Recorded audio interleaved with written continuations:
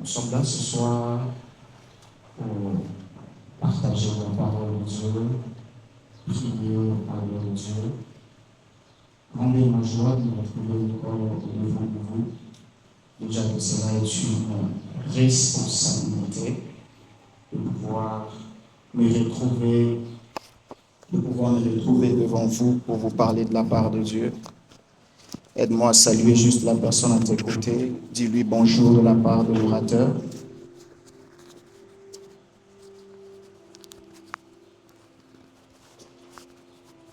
Ton voisin de derrière.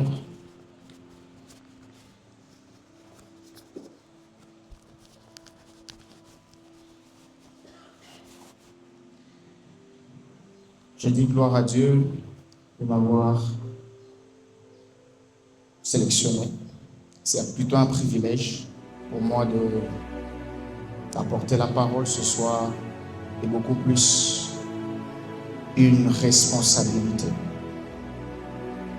Dans cette responsabilité, j'aurai à rendre compte à Dieu demain si j'ai apporté ma parole et non ce que Dieu attend de moi.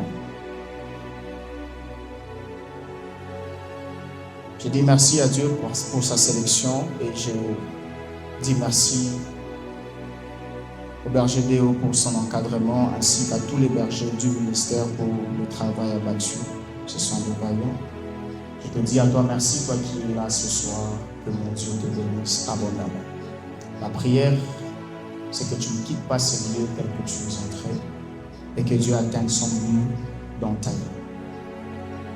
Depuis le mois passé ou les 2 mois passés, nous avions parlé sur l'écoute de Dieu au travers de différents domaines, au travers de songes, au travers de sa parole, au travers du prophétique et du Saint-Esprit. Nous avons été fortement bénis et nous avions déduit et conclu que le Saint-Esprit, bref, on peut se laisser conduire par le Saint-Esprit afin d'écouter Dieu régulièrement, afin d'être connecté à Dieu pour la bonne audition de Dieu. Si je peux mieux le dire, même pour nous qui sommes intercesseurs, c'est le Saint-Esprit qui nous donne les requêtes qu'il faut afin de nous rendre à Dieu pour être exaucés. Amen. Et aujourd'hui, il a plu à Dieu que je commence ce mois avec un thème très particulier. Ce thème se nomme proskuneo. Pour ceux qui écrivent, proskuneo comme P-R-O-S-K-U-N-E-O. Proskuneo. Dis avec moi, proskuneo. Non, j'ai pas entendu. Dis avec moi, proskuneo. Maintenant, dis-le à ton voisin, proskuneo.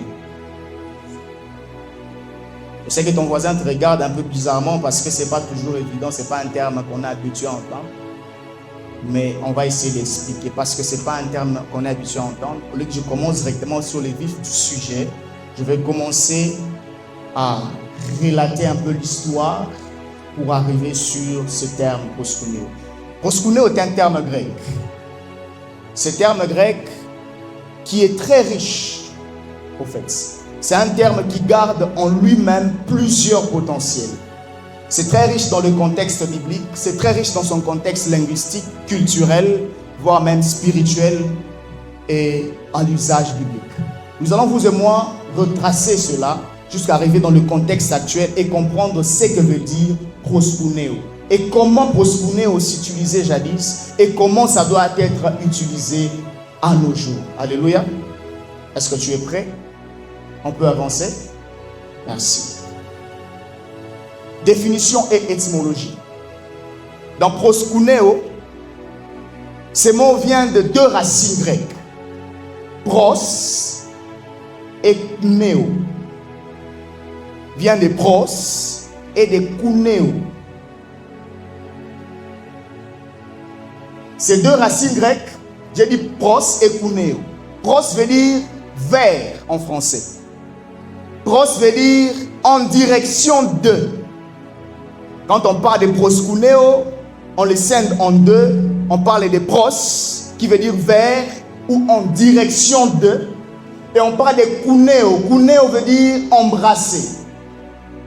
Quelqu'un embrasse un chemin, À l'époque, quand je fus dans une église, j'étais servant de messe. Et un encadreur disait à un homme, parce qu'il l'avait énervé, il dit, embrasse la porte. Embrasse la porte. Bon, ça l'a un peu compliqué. C'est un terme français, au fait. Alors, littéralement parlant, proskuneo veut dire quoi? Ça veut dire se diriger vers pour embrasser. C'est-à-dire se diriger vers un endroit pour embrasser cet endroit. C'est l'image utilisée dans la Bible par le père du fils prodigue. Quand les fils prodigues étaient en train de revenir vers le père, la Bible déclare que son père courait vers lui pour l'embrasser. Regarde avec moi jusque-là. Là, nous sommes encore dans l'étymologie du terme. J'ai juste énoncé un exemple pour que vous puissiez comprendre. Pour mieux comprendre, dans la culture ancienne, cela décrivait les gestes, se prosterner. Et ça décrivait également le geste s'incliner profondément. Quelqu'un dit avec moi se prosterner. Quelqu'un dit encore s'incliner profondément. C'est l'image de ces prophètes dans la Bible qui, pour ramener la pluie, il s'est prosterné et s'est incliné, il a placé sa tête entre ses deux jambes. L'image de proskuneo. Là, je suis en train de vous amener, je suis en train de faire sortir quelque chose de l'eau pour que vous puissiez comprendre ce que veut dire proskuneo. Le premier point, c'était la définition et étymologie. Là n'est pas trop mon problème. Le deuxième point, c'est sur le point culturel. Sur le point culturel, voulais-je dire, qu'est-ce que nous pouvons comprendre là-dessus? C'est que dans le temps antique, dans les temps anciens, les gens devaient s'incliner devant le roi. Ici, n'écrivez pas tout ce que je dis, écrivez ce que vous comprenez de ce que je dis. Les gens devaient se prosterner devant le roi. Et cela avait comme signe de la soumission politique. Alléluia. Les gens devaient également se prosterner devant Dieu. Cela était comme signe de la soumission spirituelle. Je sais où je vous amène. Chez les Perses, par exemple, la prosternation était obligatoire devant le roi. Si tu ne le fais pas, c'était comme un signe de rébellion. J'entends quelqu'un dire, mais berger des Parians, attends à ta verset biblique, moi, ça, il nous amène où? Il nous parle de quoi? Il a une motivation. Si tu veux un texte, tu vas lire dans Esther. Si tu veux je ne vais pas lire pour toi, je vais juste te décrire ce que dit le passage. Dans Esther 3. Vous allez vous rendre compte qu'il y avait un roi, Aman. Lorsqu'il était devenu roi, lorsqu'il a eu le pouvoir, il a émis une loi qui pouvait typifier que s'il passait, tout le monde qui le voyait pouvait se prosterner et s'agenouiller devant lui. Mais Mardochée a refusé cela. Vous vous rappelez maintenant? Donc, bibliquement parlant, à l'époque, c'était des pratiques qui se faisaient. C'était des pratiques normales qui pouvaient se faire. Mais où est-ce que je vous amène? C'est la question à se poser. Ce que je vais vous faire comprendre, c'est que proskuneo n'est jamais neutre. C'est toujours une reconnaissance à une autorité spirituelle. Alléluia. Aujourd'hui, quand on entend proskuneo, généralement on fait allusion à l'adoration. On fait allusion à tout ce qui est supérieur de nous, qui mérite une révérence, qui émane de nous. Alléluia. Sur le point de l'étymologie de l'antique, c'était pour nous montrer l'origine. Laissez-moi maintenant entrer dans le vif de mon sujet. Je peux ne pas être long, mais je voudrais que vous puissiez mieux me suivre pendant ce temps. Le troisième point, je parlerai de son usage biblique. C'est ici maintenant qu'il faut bien tirer attention. Dans la Bible, proskuneo, si je fais la loi de la première mention, on va commencer dans l'Ancien Testament. Alors, prends ta Bible avec moi, tu vas l'ouvrir. Comme tu veux lire, on va lire. Dans Genèse 18, 2. La Bible dit ce qui suit. Il leva les yeux et le regard. Et voici 3 hommes étaient debout près de lui. Quand il les vit, il courut au-devant d'eux, puis l'entrée de sa tente et se prosterna à terre. Dis avec moi, prosterna à terre. Non, dis avec moi, prosterna à terre. Je vais lire encore Genèse 22. Genèse 22, à partir du verset 5. La Bible dit ce qui suit. Et Abraham dit à ses serviteurs, restez ici avec l'âne. Moi, le jeune homme, nous irons jusque là pour adorer. Et nous reviendrons auprès de vous. Je ne vais pas lire la suite, vous pouvez lire à la maison. Je vais lire encore le dernier passage dans Jean 4. Jean 4, le verset 24.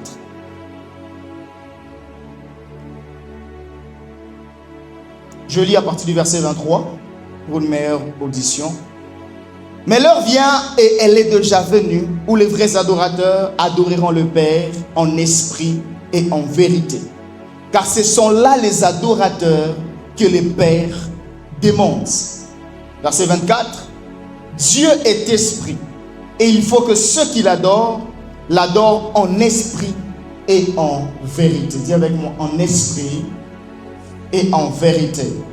Dis avec moi, en esprit et en vérité. À ton voisin de gauche, en esprit et en vérité. Alléluia. Alors, pour ce passage, ou pour l'usage biblique, je voudrais que vous reteniez juste 4 verbes. C'est ces 4 verbes qui déterminent la définition. En fait, ces 4 mots. C'est courber, c'est prosterner, s'incliner profondément et rendre hommage. Je réponds. Se courber, se prosterner, s'incliner profondément et rendre hommage. Frères et sœurs, nous avons lu, vous et moi, ce passage de Genèse 22. Dieu dit à Abraham, offre-moi ton fils, ton unique. C'est que tu aimes le plus là. C'est lui que Dieu demande. Entre nous, soit dit. J'ai déjà dépassé l'âge de la ménopause. Pour les hommes, c'est quoi? C'est andropause, c'est quoi? Bref, et moi et ma femme, on a dépassé l'âge de la ménopause. Mais tu viens me donner de l'espoir que j'aurai un fils. Il est vrai que j'ai douté pour la première fois. Et par la suite, tu me donnes un fils, mon unique, qui commence à grandir, il commence à prendre de l'âge. Et tu viens me le demander. Offre-le. Mieux vaudrait pour moi de ne pas me donner un fils. Ça serait mieux que tu ne me donnes pas un fils pour que je ne subisse pas la douleur de ça. Je ne sais pas si vous me comprenez. Tu n'avais plus d'espoir sur quelque chose, mais Dieu vient te le demander. Et Abraham appelle ça, je vais adorer. Qu'est-ce que cela veut dire? Nous allons découvrir ensemble. L'adoration en soi, si c'est se courber, se prosterner, s'incliner, rendre hommage, alors il y a un mot dans l'adoration que nous devons retenir. Expression. Écris avec moi, expression. Expression. L'adoration réellement, c'est quoi, bien aimé? C'est rendre à Dieu ce qui lui est dû. L'adoration, c'est rendre à Dieu ce qui lui est dû.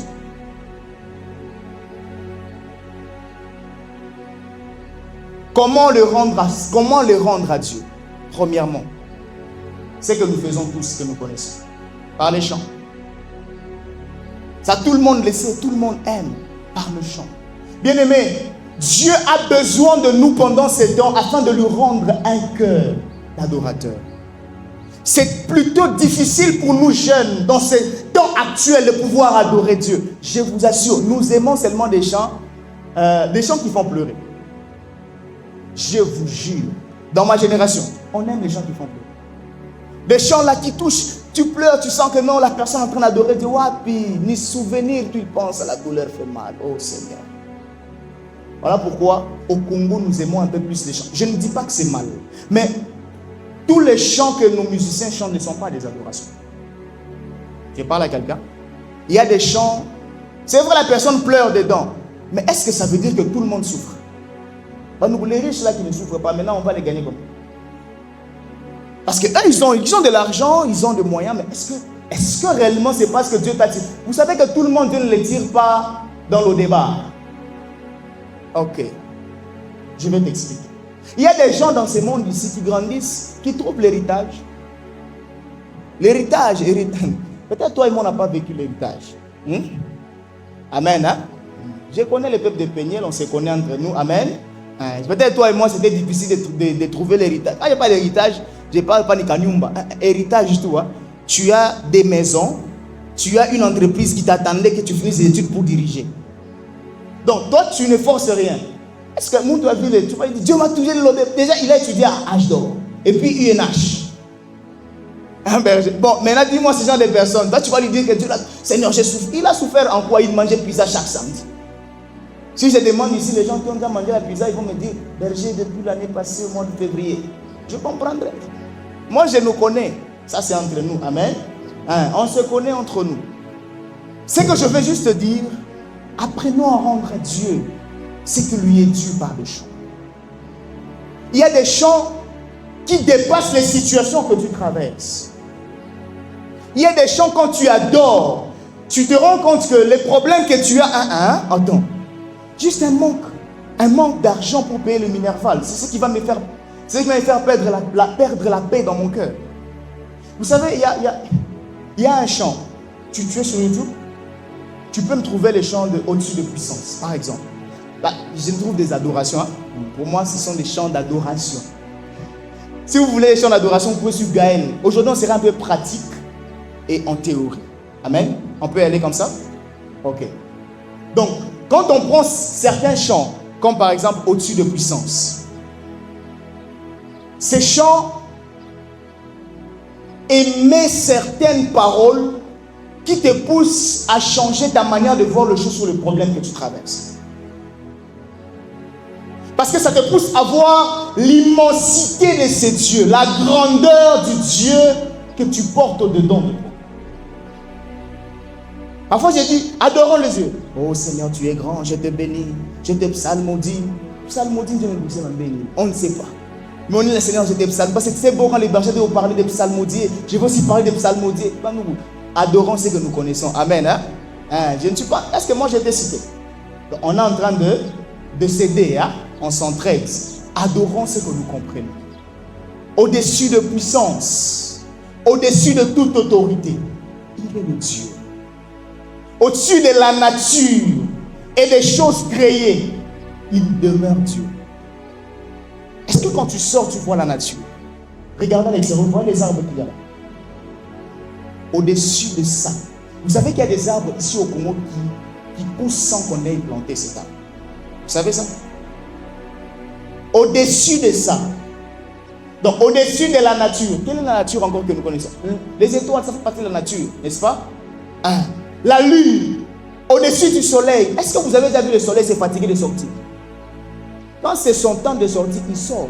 Qui a donné cet ordre-là? Dans Genèse. Qui a donné l'ordre à la lune de pouvoir sortir pendant ces temps? Et puis pendant un temps, lorsqu'il y a la pleine lune ou lorsque la lune sort, les autres font leur programme de jeunes, je ne vais pas citer, amen. Vous connaissez. Qui a donné cet ordre à la nature? Non, ce n'est pas le Dieu qui habite le ciel, c'est le Dieu qui habite ton cœur. Alléluia. Est-ce que la situation que tu traverses peut te dépasser? Tu as trouvé ça? Tu peux mettre. T'inquiète pas, c'est un exercice pratique. Parce que les gens adorent seulement quand ils se retrouvent ici. C'est ça le grand problème, les grands dangers. Les grands dangers que nous avons. Nous pensons que les cultes ne se rendent qu'ici. L'adoration ne peut se rendre qu'ici. Oh, vous et nous ici on passe que c'est 3 heures du temps. La plupart du temps vous le passez à la maison. Est-ce que vous suivez les paroles de ces chants? Au-dessus des lois, au-dessus de la nature et de la création. Est-ce que vous suivez la profondeur de ces chants? Quels sont les hommes sages que tu connais? Elon Musk. Bien avant la création de ce que tu appelles monde, lui existait. Au-dessus des royaumes, Ce soir, Dieu veut juste redonner un cœur d'adorateur à un adorateur aussi.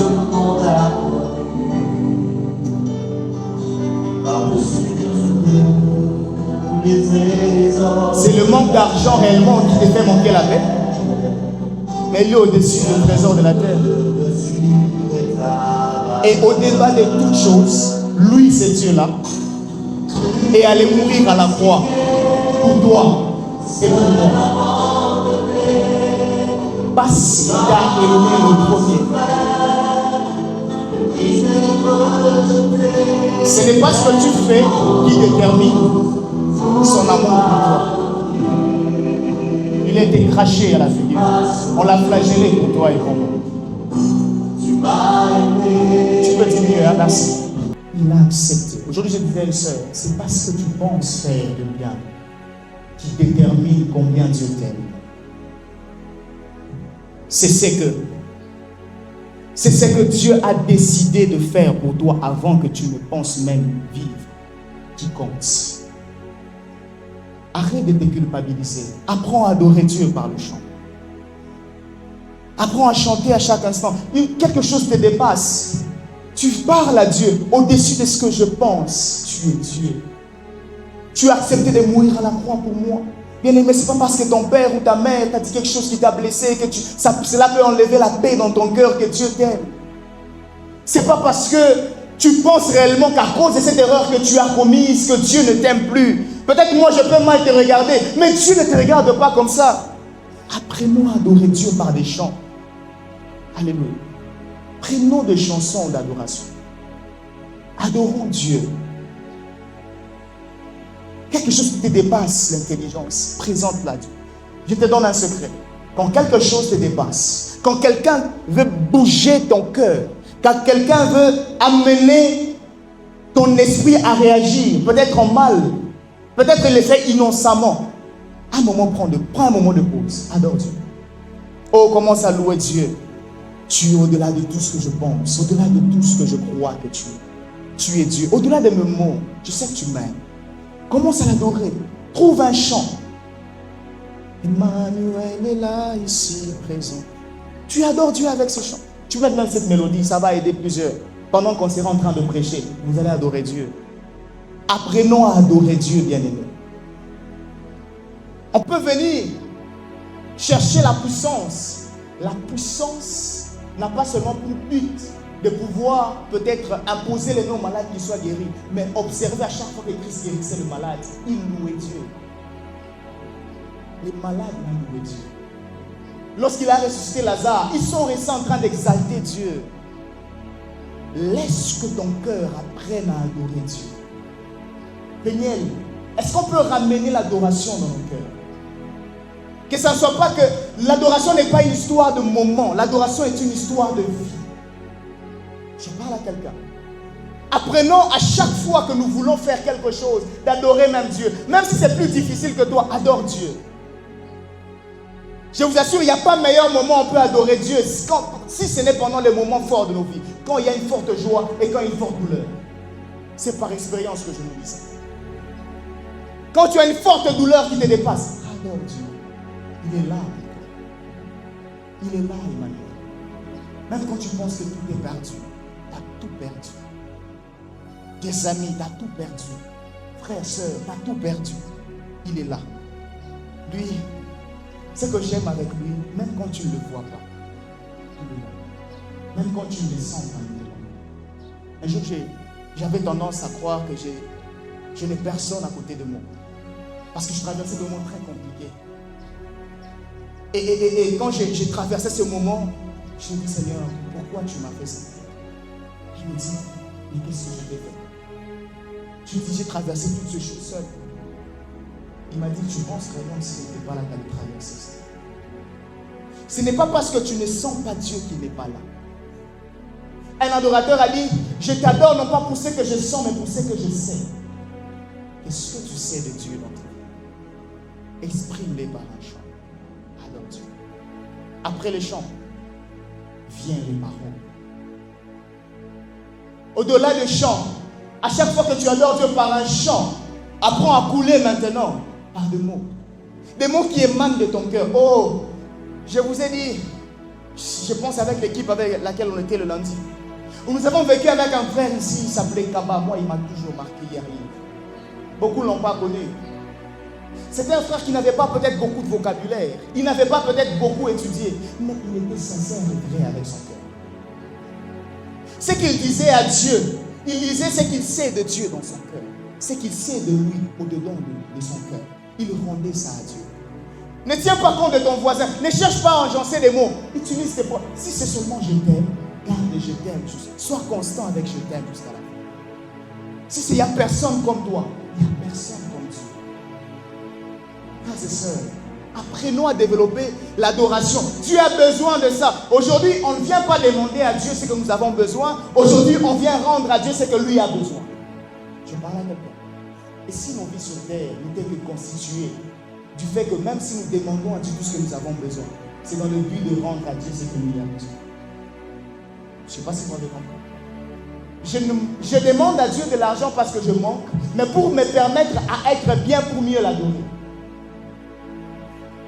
Non, quelqu'un ne m'a pas bien compris. Peut-être il pleut et que je manque de moyens de transport. Je demande à Dieu le moyen de transport, non pas pour m'enorgueillir, mais pour que pendant que je serai en train de rouler, de conduire, que je sois sous une atmosphère d'adoration dans mon véhicule. Et que les gens qui me verront témoignent de la véracité de mon Dieu. Alléluia. Est-ce qu'il y a encore un cœur d'adorateur comme ça? Il y a encore des cœurs profonds qui peuvent rendre à Dieu réellement ce qu'il veut dire. Qui est Dieu pour toi? On va faire un exercice. Regarde. Non. On va faire ça. On va faire une personne. Viens. Comme tu es juste là. Viens. Nous avons notre sœur, elle s'appelle Charlotte. Elle s'appelle Charlotte. Elle est là. Ok? On va faire un exercice. Tous ensemble. Observez-la bien. Ok? Vous allez lui dire ce que vous trouvez chez elle, qu'elle a comme qualité. C'est possible? Il faut dire ce que vous constatez chez elle. C'est possible? John, c'est possible? Ah, on y va. On commence avec toi. Elle est loyale. Tu t'adresses à elle. Tu dis, Charlotte, tu sais que tu es loyale. Vas-y. On n'a pas entendu? Oh là, tu vois comme elle sourit même. Ok, Marc, tu peux? Quand tu l'observes, elle a quoi comme qualité? Non, essaye. Essaye. Elle est bien habillée, elle est comment? C'est ce que toi tu vois. Elle est bien habillée, voilà. Quelqu'un d'autre? Oui? Elle est très gentille. Waouh. Quelqu'un d'autre? Non, exprimez juste ce que vous voyez chez elle. Vous savez pourquoi vous commencez à rire? Vous souriez pourquoi? En fait, ce que vous lui dites, c'est tellement vrai que même vous, ça commence à vous impacter. Tu peux te rasseoir. Si pour un humain, ça t'a fait quoi d'abord? Elle n'arrive même pas à parler. Si pour un humain, ça a fait ça, à combien plus fort que les Dieu? Je ne sais pas si vous me comprenez. Lui, on n'a même pas tout décrit de ce qu'elle a comme qualité. Mais regardez comment elle est dit. Vous avez changé son culte, ça c'est fini. Chaque parole là, ça va retentir. Oh, je suis bien habillé. Donc Léo, elle peut dormir avec cet habit. Parce que vous avez redonné la joie dans son cœur. Bien aimé, tu traverses un moment compliqué. Parle à Dieu. Rends à Dieu ce qu'il lui est dit. Seigneur, je sais que j'ai fauté, mais je l'adore. Oh, il n'y a pas un Dieu compatissant. Parle à Dieu. Rends à Dieu ce qui lui est dit. Je vous assure, l'adoration est tellement puissante que vous n'avez pas idée. Il y a des dimensions dans la vie, tu n'as pas besoin de combattre la chose, tu as besoin d'élever Dieu. Plus tu élèves Dieu dans ta vie, il vient parce qu'il te trouve très précieux pour lui, il te protège, il te garde. Alléluia. Alléluia. Regarde ton voisin, dis-lui, tu es précieux pour moi.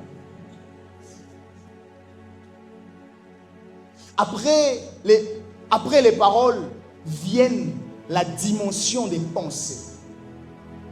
Dans Philippiens 4, Si vous lisez, vous allez vous rendre compte qu'on dit toutes choses vraies, toutes choses pures, toutes choses honorables et tout ce qui va avec. Soit l'objet de vos pensées. Tu te rends compte que l'adoration va au-delà des mots. Même tes pensées adorent Dieu. Bien-aimés, apprenons à enlever dans le jardin de nos pensées tout ce qui n'est pas de Dieu. Pourquoi j'aime appeler pensée jardin? C'est parce que il y a moyen de cultiver les bonnes pensées et il y a moyen de cultiver des mauvaises pensées. C'est comme dans un champ, si je trouve qu'il y a des mauvaises herbes qui commencent à pousser, j'ai la capacité de déraciner cela. Regarde comment tu as passé ta journée. Tu peux traverser des moments compliqués. Tu ne sais pas parler pendant toute une journée. Mais qu'est-ce qui se nourrit dans tes pensées? Qu'est-ce qui se nourrit dans mes pensées? Je vous ai toujours dit, les pensées sont des mots silencieux. Et les mots sont des pensées exprimées. Quel est le genre de pensée que nous avons? Alléluia. Est-ce que lorsque Dieu descend sur terre, il trouve dans les pensées de John des pensées dignes de sa ressemblance sur terre? Est-ce que lorsque Dieu descend dans ta vie, il peut pénétrer les profondeurs de tes pensées, il trouve des pensées pures? Un homme a dit, d'autres, c'est juste parce que leurs péchés sont publics, parce qu'ils sont des hommes publics. Mais plusieurs pêchent dans leurs pensées. Personne ne sait pas. Je ne suis pas venu te condamner.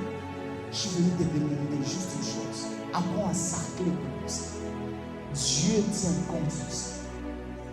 Parce qu'il a été prouvé que l'homme, par jour, il développe plus de 60 000 pensées. Et si un jour donne de l'instruction à un autre jour, ces pensées d'hier donneront des instructions aux pensées d'aujourd'hui. Et tu verras combien ta vie sera limitée. Apprends à penser Dieu. Apprends à penser la grandeur de Dieu. Oh, je vous assure, moi ça m'arrive souvent, tu peux être là. Un problème vient droit. En tout cas, je t'assure, ça c'est un problème qui vient pour te démoraliser. Mais tu penses juste à la grandeur de Dieu. Tu vois combien ces problèmes deviennent minimes. Tu penses, tu ne dis rien, tu es dans une réunion, mais ta pensée se développe. Tu commences à penser juste à la grandeur de Dieu. Oh, il est grand, c'est Dieu. Pendant que je parle, comment tu fais cet exercice? Comment tu as pensé à la grandeur de Dieu? Tu vois ton manque d'argent de Minerva, ton manque de travail, ton manque de mariage, ton manque de tout ce qui va avec. Mets ça de côté. Comment tu as pensé au Dieu grand? Il est puissant. Pense juste à ça. Pense juste combien il est puissant. Pense combien tes combats sont moindres face à lui. Oh, il a existé avant la création du monde. Tu penses que c'est ton problème qui a existé par la création du monde va lui faire peur. La bonne nouvelle, c'est qu'il n'habite pas seulement là-bas aussi. Il a fait de sa demeure ton cœur. Regarde combien tu es précieux. Pense juste combien il est saint. Combien sa sainteté n'a pas de tache. Et c'est ce Dieu qui habite. Je parle à quelqu'un ce soir. Oh, peut-être tu t'es considéré que tu n'es pas pur. Je viens t'informer que tu portes au-dedans de toi un Dieu saint. Il est sans tache. À la maison, te dit, tu te crois trop sainte, hein, tu te crois trop saint. Oui, parce qu'au-dedans de moi, je porte un Dieu saint. Non pas par mes œuvres, c'est lui qui me pousse à faire certaines choses. Si je ne regarde plus certaines séries avec vous, non pas parce que je me crois plus saint que vous, mais parce que la sainteté de mon Dieu parfois me pousse à ne plus m'exposer à certaines choses. J'accepte Babé Yuma, mais certaines choses, je ne peux plus exposer mes yeux à ça. Mes yeux sont tellement purs pour mon Dieu. Alléluia. Et c'est à ça que Dieu, c'est ça, ces genres d'adoration aussi que Dieu attend de nous sur cette terre. C'est pour ces genres d'adoration que Dieu a accepté d'habiter dans ton cœur aussi. Je parle à quelqu'un ce soir. Un autre point. Nos vies. Ta vie. Ma vie. Dis avec moi ma vie. Non, dis-le avec moi encore ma vie. Dis-le en ton voisin encore ta vie. Comment nous devons adorer Dieu par Dans Genèse, Dieu t'a créé, John, il m'a créé à son image et à sa ressemblance. Au-delà de rendre à Dieu ce qui lui est dû par des mots, rendons à Dieu ce qui lui est dû par notre manière de vivre. Dieu n'attend pas seulement le droit de dire à son Dieu, tu es saint, tu es grand, tu es puissant. Il attend que tu manifestes ça sur lui. Je ne sais pas si quelqu'un me comprend. Par moment, Dieu n'a pas que besoin que je lui dise, oh, tu es le plus sage que tous les sages. Il a besoin de manifester, que tu manifestes cette sagesse sur lui. C'est pour ça qu'il t'a créé à son image et à sa ressemblance. Afin que les hommes, lorsqu'ils te verront, qu'ils voient ton Dieu. Est-ce que ta vie adore Dieu? J'aime la Bible. Dans Ephésiens 4, à partir du verset 11, ça veut dire qu'il a créé, il a donné les apôtres, les prophètes, tous les 5 ministères pour le perfectionnement des saints, en vue de l'œuvre du ministère. Pourquoi? À la fin, au verset 13, on dit quoi au verset 13? Lisons plus, ça m'a échappé. J'aime le verset 13 de Ephésiens 4. Le verset 13 dit, jusqu'à ce que nous soyons tous parvenus à l'unité de la foi et de la connaissance du Fils de Dieu, à l'état d'homme fait à la mesure parfaite de Christ. Dis avec moi, mesure parfaite de Christ. Le but de l'église sur terre, ce n'est pas simplement nous communiquer l'évangile au devant, du haut de cette chair. Notre but, c'est aussi vous parfaire à l'image de Christ. Quelqu'un m'entend? Lorsque tu deviendras de plus en plus comme Christ, tu seras comme le sel sur la terre, mais qui garde sa saveur. Et cela est un signe d'adoration que tu adresses à ton Dieu. Tu n'as pas que besoin de dire à Dieu combien tu es exceptionnel. Tu as besoin d'être exceptionnel dans ta famille. Tu n'as pas que besoin de dire à Dieu, non, tu es un Dieu El Roi, parce que tu vois toutes choses. Tu as besoin aussi de voir dans ton entourage, là où tu te retrouves, des choses cachées, des choses que l'œil n'a pas vues, mais toi tu peux voir, parce que tu portes un Dieu qui voit. Oh, je parle à quelqu'un. Tu n'as pas que besoin d'adorer un Dieu que tu aimes dire, tu es saint, saint, saint. La terre, les cieux disent que tu es saint. Tu as besoin de manifester cette sainteté. Alléluia. Vous ne vous êtes pas rendu compte que Christ, avant de partir, il fait cette prière. Il dit, Père, je prie qu'il soit un comme toi et moi sommes un. Il dit encore qu'il ne faisait rien sans avoir vu cela par le Père. C'est-à-dire, il était le reflet du Père sur terre. Est-ce que nous sommes le reflet de Christ sur cette terre? Ah, tu pensais que l'adoration n'était que des paroles. Aujourd'hui, je viens te rajouter une chose. L'adoration peut s'exprimer par ta vie. En soi, je voudrais qu'à quittant de ces cultes, que ta manière de marcher change, soit tellement métamorphosée, que lorsque Dieu se verra sur terre, me dire, mais c'est moi ça, en version féminine. Mais c'est moi dans l'image de cette sœur. Mais c'est moi dans l'image de ce frère. Mais il a agi textuellement comme je devrais faire si j'étais encore sur terre. Alléluia. L'adoration pure est aussi exprimée par notre vie. Quand on t'énerve, quand on pouvait dire, mais si tu es le roi des rois, mais sauve-toi toi-même, mais parce qu'il allait accomplir un but, il n'a pas réagi. Alléluia. Le diable pouvait lui dire, parce qu'il a faim, change cette pierre en pain. Il avait faim. Mais est-ce pour autant il a prouvé cela? Parfois, on n'a pas besoin de prouver ce que nous sommes. Parce que réellement, ce que nous sommes crie plus fort que ce que nous voulons prouver. Alléluia. On veut te pousser à prouver réellement que tu es chrétien. Tu n'as pas besoin de prouver que tu es chrétien. Tu as juste besoin d'être que tu es. Être Christ. Je n'ai pas besoin de te prouver que j'ai Jésus, mais j'ai besoin d'être Christ. Alléluia. Est-ce que notre marche quotidienne ressemble à Christ? Oh, dans cette génération, j'aime une chose que nous détenons en nous, c'est la soif. Mais je déplore une chose, cette soif n'est qu'elle limitée par le fait d'avoir pour prouver. Rares sont ceux qui cherchent Dieu par soif juste de le voir ou de le découvrir tel qu'il est. Mais je cherche Dieu dans le but d'avoir une dimension que les autres n'ont pas, afin que l'on témoigne et que l'on voie que j'ai Dieu. À partir d'aujourd'hui, n'arrête pas ta soif, mais oriente ça vers la bonne direction. Ce que tu dois manifester ne doit pas être prouvé, mais ça doit être pour t'aider à accomplir la vie que Dieu t'a placée, pour laquelle Dieu t'a placée. Est-ce qu'à partir de maintenant, nos vies peuvent adorer Dieu? À partir de maintenant, je voudrais que lorsque quelqu'un voit Michael qui dise, je ne sais pas, mais plus je te vois, j'ai envie d'adorer Dieu. J'ai envie que quelqu'un, lorsqu'il lise la Bible, qui dise, j'ai vu une sœur, et je ne sais pas, mais j'ai l'impression qu'il reflète réellement le parcours de Christ sur terre. J'ai lu la Bible, mais je me rends compte que non. J'ai un cousin qui s'appelle John, mais il reflète réellement le caractère de Christ. Pas seulement le caractère, même la puissance de Christ. Je parle à quelqu'un. Certains cas ne doivent plus nous résister parce que nous portons dedans de nous Christ. Si adorer Dieu, c'est aussi fonction de notre vie. Mais alors, lorsqu'un cas se présentera devant moi, je vais parler. Je n'ai ni or ni argent, mais ce que j'ai, je te le donne. Lève-toi et marche.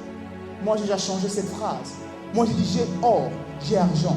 Je te commande, lève-toi et marche. Mais je te donne aussi quelque chose. Prends soin de toi. Oh oui, mais moi, c'est ma manière de voir les choses. Prends soin de toi en partant, mais je te lève d'abord de ta situation. Pierre, lui, n'en avait pas. Moi, je crois que Dieu peut m'en donner.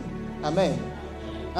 C'est possible que pendant ces temps, lorsque tu influences dans la société, que l'on dise, je ne sais pas, nous sommes dans des loges, mais on a l'impression que le berger, celui qu'on appelle Dan, il est de quelle loge?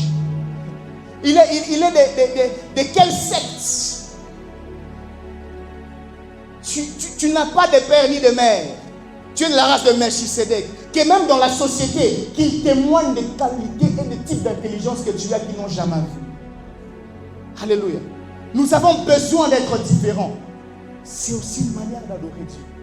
Si on doit rendre à Dieu ce qui lui est dû, on doit être à son image et à sa ressemblance. C'est-à-dire, même quand j'étudie, ma capacité, ma manière de briller n'est pas comme tout le monde. Un homme m'a dit, les autres brillent comme brillants, mais moi je ne brille pas comme brillant. Moi je brille un peu parce que c'est comme si je détiens au-dedans de moi de la lumière. Nous sommes la lumière du monde. Alléluia. Moi je suis la lumière du monde. Bien-aimé, partout où tu es, lorsqu'il y a la lumière, c'est-à-dire qu'il y avait les ténèbres là-bas. Dieu ne peut pas t'amener dans un endroit où tout est parfait. Tu as beaucoup prié que Dieu te donne un travail. Il t'amène dans un lieu où le travail n'est pas intéressant. Ça te déstabilise. J'ai l'impression que je n'avance pas. Il se peut que c'est toi qui es le cerveau moteur qui doit amener une différence et qui doit laisser les traces indélébiles dans ces lieux-là. Alléluia. Tout le monde a déjà opéré, a déjà travaillé dans cette entreprise. Mais par ta présence, quelque chose de différent commence à se passer. Alléluia. Je ne te demande pas d'être toujours premier de la classe. Tout le monde n'a pas ces habilités-là. Mais rassure-toi que même dans la qualité de points que tu fais, qu'il y ait une touche particulière qui pousse les gens à témoigner, ça c'est de Dieu. Je parle à quelqu'un. Ta vie et ma vie. Quel est le type de vie que nous avons? Est-ce que nos vies glorifient Dieu? Est-ce que lorsque les gens me regardent, ils peuvent dire, waouh, tu es un humain exceptionnel? Je me rappelle une fois, de par toujours des métiers que j'ai fait gager, j'étais quelque part. À l'époque, j'étais quelque part. Et un monsieur, parce que là on interdisait de prendre le pourboire, il y a un monsieur qui est venu, je l'ai tellement très bien servi, qu'il m'a enlevé quelque chose, il veut me donner. Je dis non, ça va, merci. Il a cru que, bon, j'ai dit bon, merci, je vais prendre. Il dit non, ça va garder. Il est resté, waouh, un papa là, waouh. Pour lui, il a dit, j'ai jamais vu un homme comme ça, un Congolais qui refuse le pourboire. Il est rentré, il dit non, on t'appelle comment? J'ai dit mon nom, waouh, vraiment. Donnez-moi votre numéro. Quand je viens, je vais vous l'appeler. Waouh. Donc il était stupéfait. Pour lui, c'est juste fait de bien les servir. Quelqu'un d'autre, tellement tu les sers bien, il finit par dire, tu es un ange pour moi, que Dieu te bénisse. Je vous assure, il n'y a pas une chose que j'aime quand je sers quelqu'un, à la fin il te dit, je t'assure, tu m'as béni, que Dieu te bénisse. Cette phrase, c'est ce que Dieu cherche. N'est-ce pas, Dieu cherche à la fin de chaque chose qu'on dise, oh Dieu, sois béni pour ce que tu viens de faire. Il sait pas que je suis de la nature de Dieu. Je ne cherche pas d'abord ce que tu vas me donner comme argent, mais je cherche que tu me dises que mon Dieu te bénisse. Est-ce que dans ta manière de travailler, dans ta manière de servir à l'université ou d'étudier, les gens ont l'habitude de te dire merci infiniment pour ce que tu viens de faire? Ou bien, ouais, nabo, va voir les professeurs. À mon fils, c'est l'université. Un jour, un homme m'a dit, il ne faut pas faire les chrétiens ici, c'est l'université. Alléluia. Alléluia. Que Dieu nous fasse grâce. Un autre point sur les actes, toujours dans la vie, mais sur les actes. Sur les actes, je vois l'effet d'offrir. Abraham a offert ce qui lui faisait le plus mal. Il a offert son fils. Je ne suis pas en train de donner cet enseignement pour te pousser à changer ton offrande d'aujourd'hui. Loin de moi cette idée. Amen. Loin de moi cette idée. Je vais t'expliquer simplement le point que Dieu m'a donné. Parfois nous offrons parce que nous attendons quelque chose de plus. Ça a amené le déséquilibre dans la vie des chrétiens. Je te donne parce que je sais que je vais recevoir plus. Dieu n'est pas un homme d'affaires. Oh, je parle à quelqu'un. Dieu n'est pas un homme d'affaires. Je vais mettre un peu pour avoir plus de pourcentage. Non. Combien de fois nous donnons juste par titre d'adoration envers Dieu?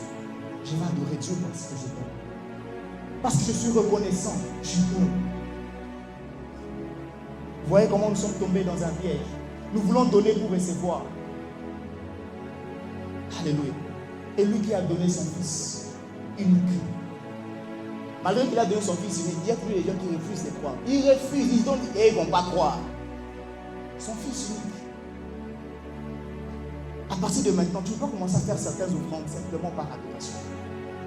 Non, je ne vais pas faire pour qu'on me voie, qu'on mette un peu mon nom à côté. B. Michael, Berger Michel. Parce que c'est moi qui ai mis la peinture ici. Vous savez, Dieu est tellement humble que, un homme m'a dit, c'est ces comédiens qui disaient, Dieu est tellement humble qu'il a tout créé, mais il n'y a pas de made in Jesus. Au ciel, là, est-ce que tu vois made in Jesus? Sur quel arbre tu as vu made in Jesus? Il n'y a pas. Hein? Mais regarde-nous seulement, si je te donne quelque chose. Si tu ne postes pas la chose, tu vas voir, même j'écris gloire à Dieu sur le statut. C'est pour te dire seulement, poste, non? C'est pour te pousser simplement à manifester que c'est moi qui t'ai donné. Dieu n'est pas comme ça. Est-ce qu'on peut donner avec la main droite sans que la main gauche ne sache qu'on a donné? Est-ce que tu peux aider un frère ici à l'église, dans le ministère, parce que tu as constaté qu'il manque, sans que ton voisin ne sache? Tu l'appelles à côté. N'attends pas au ministère à la fin, tu dis, voilà ce que j'étais. Là, tu fais devant tout le monde, là, tu vois, tu donnes, tu attends seulement que le berger voie. Alléluia. Apprenons à donner par signe de reconnaissance. Apprenons à donner par gratitude. Et pour ce point 3, je finirai par ceci. Servir. Le Seigneur dit au peuple d'Israël, à Pharaon, laisse mon peuple quitter pour aller me servir. Mais lorsqu'ils sont allés, c'est que Dieu attendait de s'être adoré. Est-ce que ton service adore Dieu? Alléluia. Est-ce que ma manière de servir adore Dieu? Est-ce que ta manière... Faut-il savoir d'abord si nous servons Dieu? Alléluia. Amen.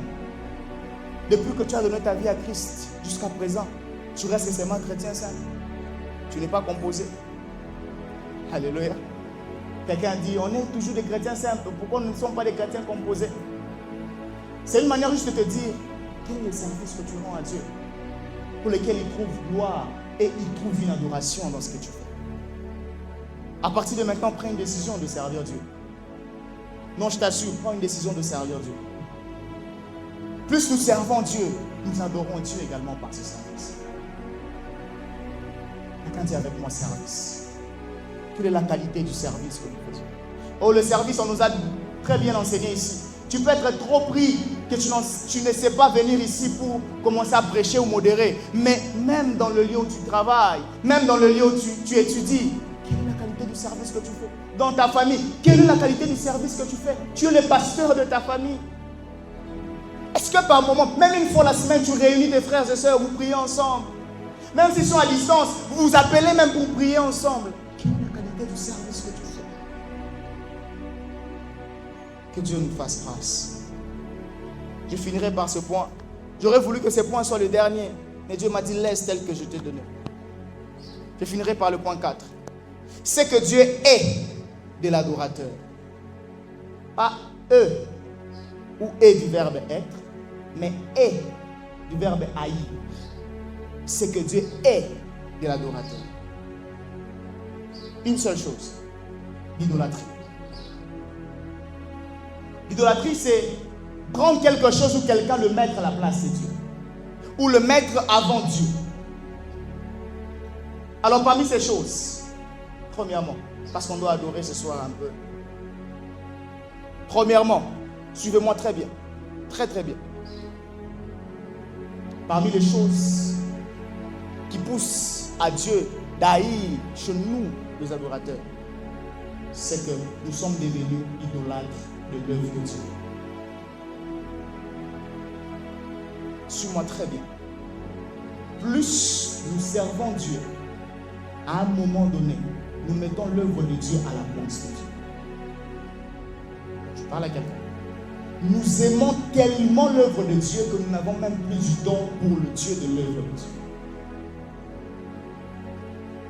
Tellement que j'aime mon département, que je veux plus passer du temps, je cherche que mon département avance, que je ne cherche réellement Dieu pour ma vie. Parce que lui veut passer du temps avec moi, pas d'abord pour son livre. Je savais que tu allais vraiment me regarder parce que c'est dans ça que la plupart d'entre nous tombons. J'aime tellement l'œuvre de Dieu, je veux que tellement l'œuvre de Dieu puisse avancer que je tombe dans une situation, je n'ai plus de temps avec Dieu, je n'accorde plus du temps à Dieu, je suis tout le temps. Bien aimé, l'église n'est pas mal, le ministère n'est pas mauvaise, mais une chose, savoir placer l'équilibre, mettre Dieu à sa place. Je parle à quelqu'un. Quelle est l'œuvre de Dieu que tu fais qui commence à prendre la place de Dieu? 2. Le travail. Pour certaines personnes, nous aimons tellement le travail que nous oublions même Dieu et nous n'avons plus de temps. C'est vrai, c'est Dieu qui m'a donné le boulot, mais Marc, j'ai plus le temps pour Dieu, je rentre toujours fatigué.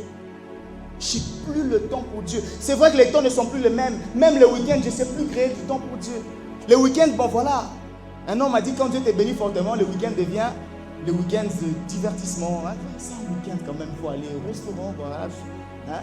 C'est comme des wesh. Alléluia.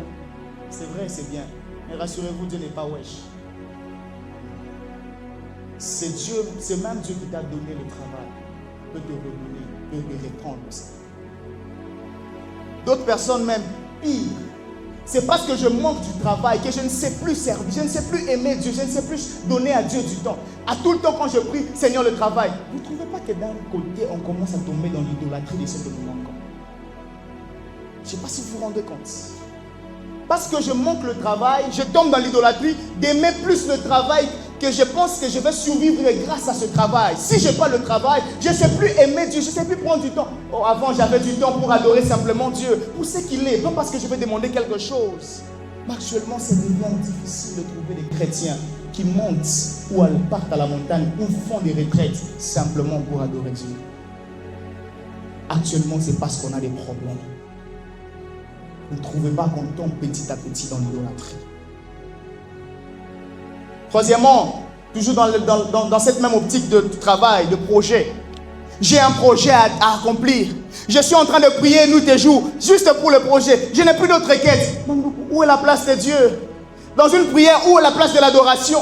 Où est la place de rendre à Dieu ce qui lui est dû? Simplement parce qu'on a besoin du travail ou que le projet réussisse. On travaille, c'est vrai, nous sommes entrepreneurs, nuit et jour, nous réfléchissons sur ça. Mais où est la place de Dieu? Où est la place de Dieu? C'est comme si notre vie est définie simplement par ce projet. Nous sommes comme des enfants. Lorsque je suis né, j'ai grandi, je vais réussir. Et quand tu finis, je vais avoir un boulot. On me donne le boulot. Je me rends compte que je suis fatigué, ce boulot. Promotion, on me donne la promotion. Je rentre encore. Mariage, on me donne. Les enfants me fatiguent. Donne-moi le moyen. Et les moyens viennent. Et après, tu pries encore au devant de Dieu. Seigneur, s'il te plaît, permets que mes enfants réussissent. C'est un cycle de vie. Dans tout ça, où est la place de Dieu? Aujourd'hui, je ne suis pas en train de te décourager. Je suis en train de te ramener à l'ordre. Où est la place de Dieu? Pour d'autres personnes, c'est le téléphone. Oh, ça dans ma génération, je n'ai pas besoin d'être prophète, je le sais. Le téléphone prend la place de Dieu. Combien parmi nous sommes actuellement disciplinés pour dire, quand je veux me concentrer pour Dieu, je bloque, j'ai même mon téléphone, j'éteins la connexion. Nous sommes tellement devenus addicts de la connexion. Je peux méditer en ayant la connexion ouverte. Il se peut qu'on m'écrive un message important. Même moi, à un moment, je suis tombé dans ça. Où je dis, peut-être quelqu'un peut avoir un problème de m'écrire. Est-ce que c'est moi qui suis mort pour à la croix? Frères et sœurs, où est la place de Dieu? Par moments, on ne sait plus mettre Dieu à sa place. Il a mal fait de te donner le téléphone. Il a mal fait de me donner le téléphone. Ou, je ne sais pas, en Swahili, on dit, ou bien. C'est quoi? Qu'est-ce qui nous arrive? On ne sait plus se discipliner pour éteindre la connexion et se focaliser, se concentrer sur Dieu et Dieu seul. On entre en prière en regardant l'heure. Je n'ai que 30 minutes. Ok, c'est bien. Mais observe dans ton paramètre combien de temps tu passes sur WhatsApp. Combien de temps tu passes sur Instagram. Oh non, je suis la prédication. Est-ce que c'est mal? Je n'ai pas dit que c'est mal. Mais toi et ton Dieu, où est passée votre relation? Où est passée la place de l'adoration dans ta relation avec Dieu? C'est la chose qui réclame. Pour finir, deux choses. L'argent. D'autres sont tombés dans l'argent. Parce que je manque d'argent. Oh, l'argent est devenu l'idole de ma génération. Je ne sais plus venir au culte berger parce que je veux chercher l'argent. Péniel, quand on a commencé, Péniel, on était tous élèves. Quand on a trouvé les autres qui étaient là, les bergers nous ont encadrés. On était élèves. Quand tu étudiais, toi et moi, est-ce que tu pensais que tu aurais touché même la somme que tu touches maintenant là? D'autres, quand on étudiait, tu dis, ah, ma somme de la comptabilité, on ne peut jamais toucher. Mais tu touches ça maintenant. Mais est-ce que c'est à cause de ça qu'on peut vraiment enlever Dieu à sa place de priorité? À tel enseigne que toi et moi, nous devenons des chiches, nous mangeons la dîme. Que quand Dieu nous donne, on ne se rend pas compte que la première des choses, c'est Dieu. On utilise, on dit, bon, quand ça va rester un peu, les 10%, je vais garder. Est-ce que Dieu nous pardonne? Qu'il plaise à Dieu de nous pardonner ce soir. Où est passée la place de Dieu, la priorité? Dieu n'est plus à la première place. Je ne vais pas aller en profondeur, je sais que ça fait mal. Mais pour finir, ça c'est quelque chose que j'ai ajouté à la fin. Je me suis dit, réfléchissons, d'autres tombent ou nous tombons dans le loisir. J'appelais ça sport. Vous savez, ça semblait rigolo, mais certaines personnes ont publié récemment. Pour dire, je ne sais pas ce que ça fait, comme ça que ça fait de participer à la Coupe du Monde. Je ne sais pas si vous avez ça, Berger. Ça donne une émotion là. Donc je me suis dit certainement, la personne a eu cette émotion. Mais est-ce que ça nous arrive d'avoir ce genre d'émotion quand nous prions seul à seul avec Dieu? Réfléchissons. N'entre pas en esprit, réfléchis. Amen. Hein? Voilà, je rentre encore. Quand nous avions échoué, nous avons perdu. Je sais que tout le monde était au courant, nous avons perdu. C'était contre quelle équipe, je ne sais plus. Pour aller en finale au Sénégal. Hein? Nous avons perdu. Un homme m'a dit, j'ai eu très mal, je n'ai même pas pu manger à la maison. My God. Entre nous, soit dit. C'est sérieux, il me disait, je n'ai pas pu manger. Hein? Et j'ai eu même, ma femme quand elle me parlait, j'avais mal, j'ai voulu même réagir. Je me suis dit, est-ce que ça nous arrive aussi parce qu'on a raté un culte avec Dieu, d'avoir mal? Est-ce que ça nous arrive parce que j'ai raté un moment d'adoration avec Dieu, d'avoir très mal dans mon cœur? Si ce n'est pas le cas, alors je dois redéfinir ma vie chrétienne. Il se peut que j'aime plus le loisir que mon Dieu. Alléluia. Est-ce qu'on peut se tenir debout?